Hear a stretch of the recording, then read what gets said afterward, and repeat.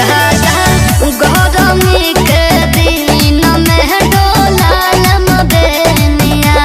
अच्छा से दूर नहीं रही है तोहार कनिया। जनतनी हमरा गोइला से तहरा दिल में बचोटवाना। राजा जी छोड़ के जाइबो विदेशवा हर देबो बीजा पासपोर्टवा। राजा जी छोड़ के जाइबो विदेशवा हर देबो बीजा पासपोर्टवा।